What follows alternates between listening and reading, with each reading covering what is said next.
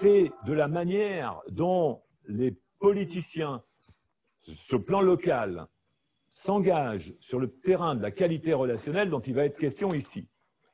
Donc la manière et la solution que nous pouvons apporter. C'est-à-dire que faisons un constat de terrain, voyons aussi différents enjeux de ce qui fait la qualité de la vie en société. Donc c'est Isabelle qui va commencer, qui va présenter deux petites histoires. Deux petites histoires, et faites bien attention à la signification de ces petites histoires, parce que ce sont des allégories, ce sont des métaphores qui vont vous amener à réfléchir, et Isabelle va vous entraîner sur cette réflexion. Dites-vous bien que ça a du sens, et c'est très important que vous puissiez vous approprier les petites histoires d'Isabelle. Je vous laisse la parole. Merci Jean-Louis, merci Aïcha, merci Myriam, bonjour à tous. Faut-il faire disparaître les marges? La conquête de l'imprimerie ne fut pas sans débat. Il fut un temps où les surfaces d'impression des livres ont revendiqué plus de place. N'était-ce pas elles qui donnaient aux livres tout leur contenu, tout leur intérêt, avec leurs enjolivures?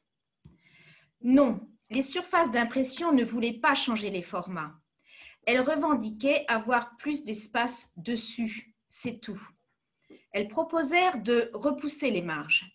Elles suggérèrent de les restreindre à proximité des fonds perdus, ceux qui, chez l'imprimeur, disparaissent à la machine de découpe. On parlait technique, économie, écologie.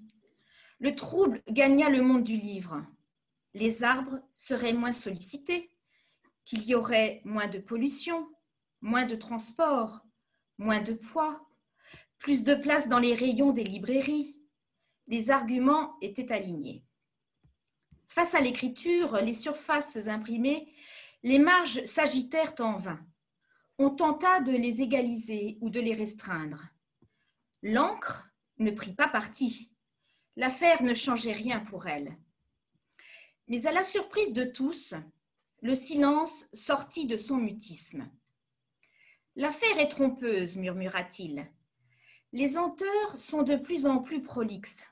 Il serait préférable, au contraire, de donner plus d'espace à la marge. Les marges sont des lieux d'invention, d'appropriation et de création. Grâce aux annotations en marge, de nouveaux auteurs émergent. C'est dans les marges que l'on approuve autant que l'on conteste. Et grâce à cet espace, il y a de nombreuses inventions et de nombreux progrès.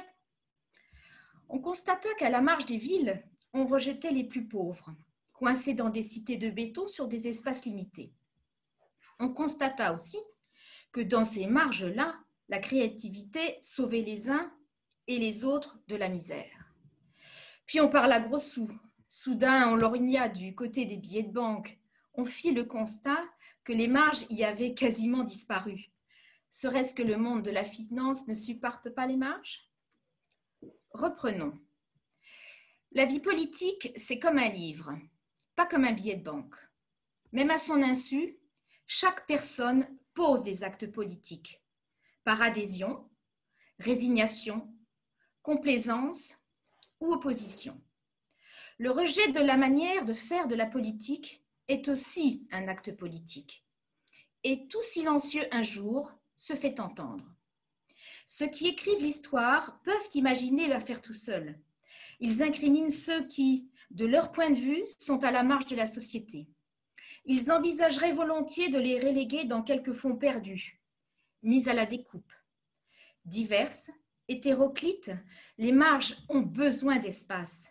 Habituellement silencieuses ou agitées, les marges s'animent bien plus quand la liberté est elle aussi mise à la marge. Quel que soit le prétexte. Alors souvenons-nous que la marge de la liberté n'est pas à restreindre. Plus la liberté a de marge, plus la vie nous est agréable. C'est un texte de Jean-Louis Lascaux. Alors oui, c'est quoi une société? C'est quoi la politique? Alors moi particulièrement, je vais faire un plaidoyer pour le monde de l'art dans dans son ensemble. Promouvoir les arts, ce sont eux qui nous apportent le bonheur, apportent du sens, ont un autre regard, intègrent l'émotion et l'esthétique. Il faut qu'elle soit belle, la vie, qu'elle vienne de quelque chose que l'on crée. Les médiateurs professionnels soutiennent l'impérieux de l'art. La qualité de vie en société, c'est subvenir à ses besoins et le rôle politique, c'est de garantir le plaisir, la joie, l'esthétique en société. Vie politique, sens de la vie en société, manière de vivre ensemble, du bien vivre ensemble, l'importance de penser plaisir, satisfaction, aimer. Vous croyez que naître, c'est une fable? Alors, comment interprétez-vous cette histoire? Ce que je vous propose, c'est une autre lecture. Myriam, tu peux me rappeler la cigale et la fourmi? Oui, bien sûr, vous connaissez la cigale et la fourmi. La cigale, ayant chanté tout l'été, se trouva fort dépourvue quand la bise fut venue. Pas un seul petit morceau de mouche ou de vermisseau.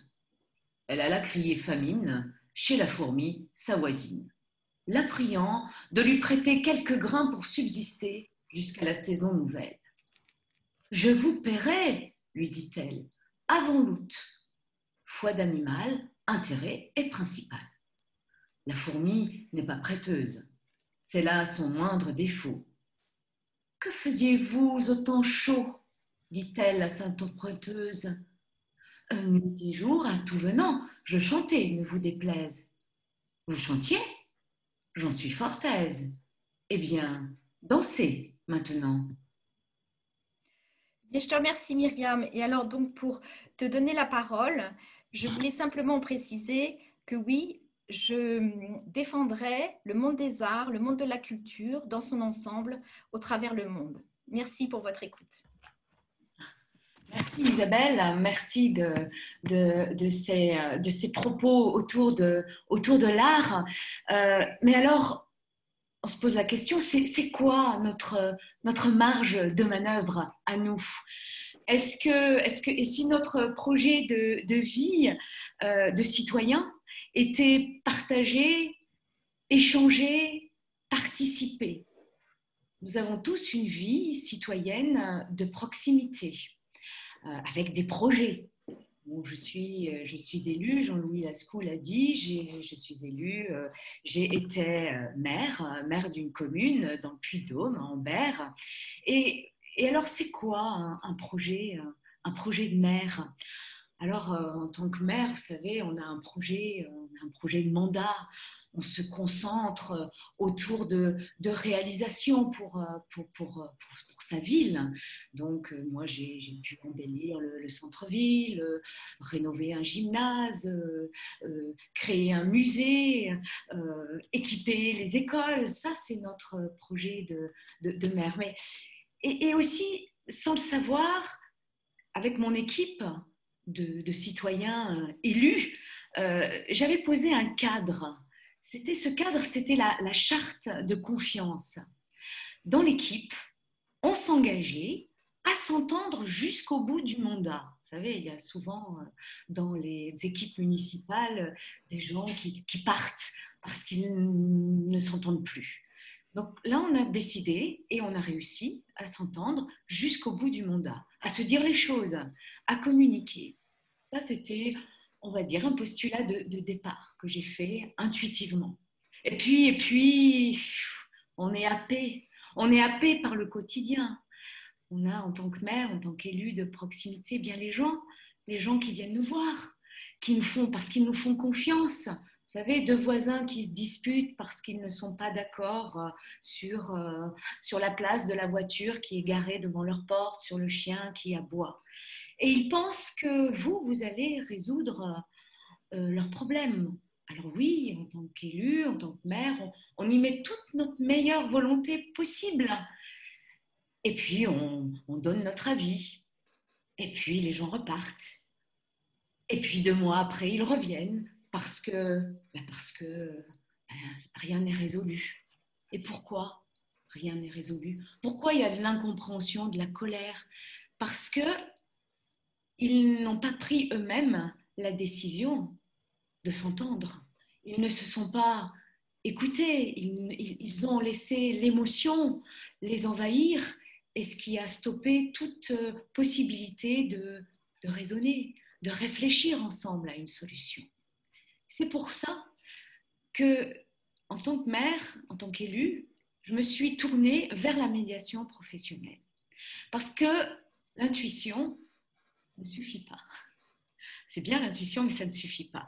Il faut des outils pour pouvoir vivre dans la qualité relationnelle, pour utiliser, comme le disait Henri, l'altérité, l'altérocentrage. Et ça s'apprend. Ça s'apprend. C'est pour ça que je poursuis donc ce chemin depuis plusieurs mois. Je suis devenue médiateur professionnel grâce à la formation que j'ai reçue à l'EPMN. Et ce changement a été tellement fort que j'ai décidé de m'engager maintenant auprès des élus pour leur apporter les outils de la qualité relationnelle. J'ai décidé de ne plus me représenter comme maire. Voilà. J'ai dit, ma place va être de les accompagner et de pouvoir les former. C'est pour ça que je me suis engagée. Vous savez, dans sa commune, toutes les communes de France et d'ailleurs, il y a l'église au milieu du village, hein, au milieu de la place. Il y a aussi la mairie. Eh bien, on peut rajouter un autre élément, une autre construction. C'est une très belle construction, c'est un beau projet. C'est le projet du bien s'entendre, de l'entente. Et le bien s'entendre, eh bien, on va ensemble, je souhaite vraiment ça, c'est mon projet à moi, de le réfléchir pour que les élus le réfléchissent, le fassent et le ressentent. C'est comme ça qu'on va pouvoir amener cette qualité relationnelle au sein de la vie dans la cité, en fait, puisque c'est ça, c'est la vie de la cité. Donc, c'est changer notre manière de reconnaître l'humain. Nous ne sommes pas un risque pour les autres, même en temps de crise sanitaire. C'est cette façon de voir, de réfléchir, de ressentir les choses qui est importante. Donc la formation, tout à l'heure aussi, ce soir, il y aura la remise d'espoir de la médiation, parce que ces espoirs de la médiation auprès d'une commune, il y a des médiateurs professionnels qui sont des élus, qui se forment et qui deviennent des référents pour leur commune. Eh bien, vous savez, il y a plus de 35 000 communes. Alors, s'il y avait au moins 35 000 médiateurs référents dans les communes, ça, c'est un projet. Et c'est ce à quoi nous travaillons. J'ai l'honneur de piloter avec toi, Isabelle, la commission citoyenneté. Et je salue tous les membres de cette commission et j'invite ceux qui veulent nous rejoindre à venir, parce que nous réfléchissons justement à comment travailler, à promouvoir la médiation professionnelle au sein de la cité. Et d'ailleurs, nous avons fait un super pitch que je vous invite à encourager, en tout cas, j'en profite aussi. Et ce que je voulais dire, c'est que c'est l'apprentissage, en fait, comme disait Condorcet, qui éclaire la raison. Et qui ouvre, cher Jean-Louis, les portes de la liberté, cette liberté de décision. Et pour nous ouvrir ces portes, il est essentiel d'avoir une formation et d'être outillé. Et c'est pour ça que je vais passer la parole à Aïcha, parce que l'école professionnelle de la médiation et de la négociation, pour laquelle tu es la directrice, eh bien c'est vraiment une belle école, une école de la liberté. Et je te remercie, Aïcha, pour tout ce que tu fais pour tous les étudiants de l'EPMN, les stagiaires. Merci Myriam. Merci Isabelle pour ce projet que nous avons entamé, notamment relatif à la commission citoyenneté et politique. Mais le projet de la médiation professionnelle est un projet sociétal et nous avons choisi depuis 20 ans de réfléchir à une nouvelle instrumentation qui permette d'améliorer les relations humaines et notamment le traitement du conflit. Je vous parle de ce projet qui a 20 ans. Ce travail de recherche qui s'est opéré depuis a permis d'amener la médiation professionnelle au niveau sociétal.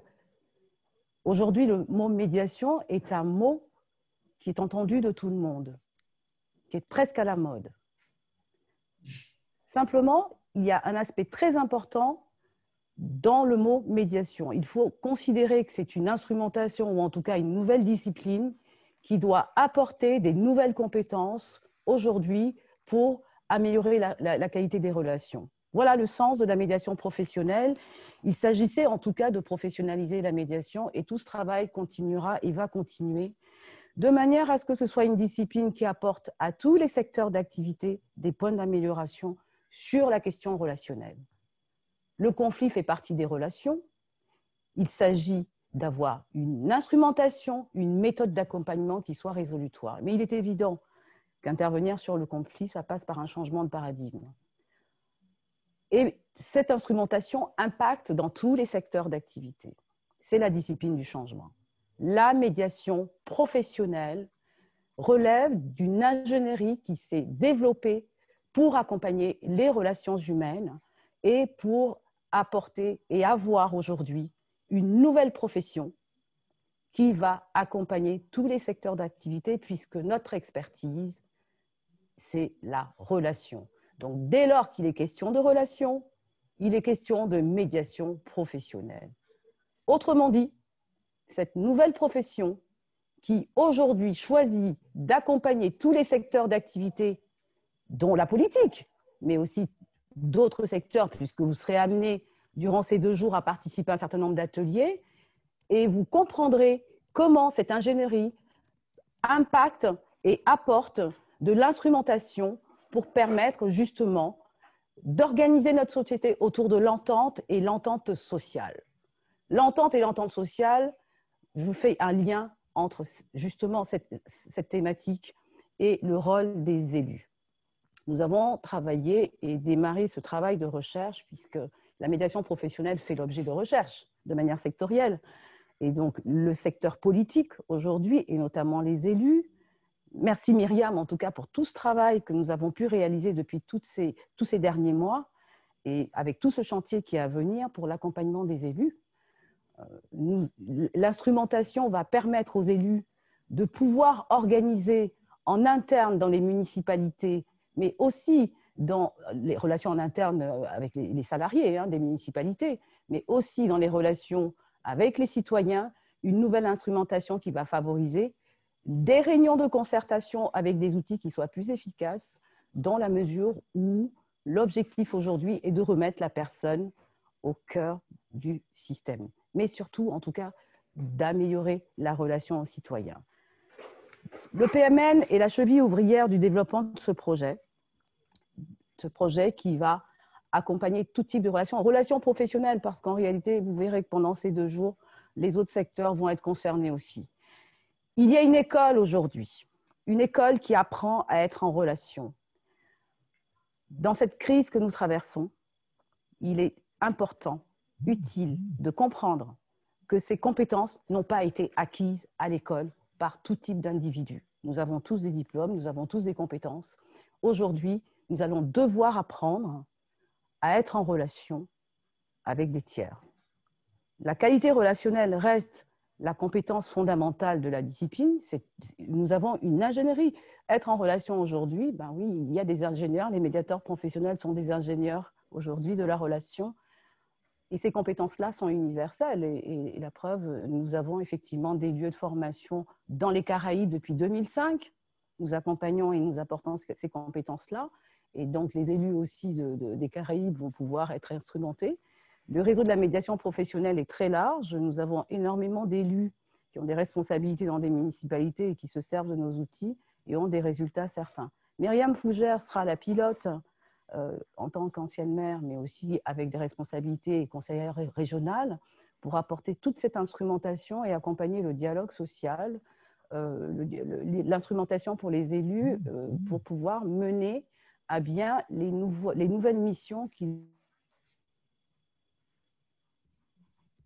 qu'ils ont, l'évolution sociétale nous emmène aujourd'hui à concevoir nos relations différemment, et notamment, non pas en risque, comme l'avait bien précisé Myriam, mais la prise de décision aujourd'hui doit être instrumentée de manière à avoir les décisions qui soient les plus adaptées par rapport au contexte. Et donc, notre expertise relève de pouvoir avoir les meilleures décisions dans tout type de résolution de problèmes. Et donc, aujourd'hui, les élus vont devoir s'instrumenter, et l'école a plusieurs modules de formation pour pouvoir accompagner tous les besoins des élus. Je vous remercie.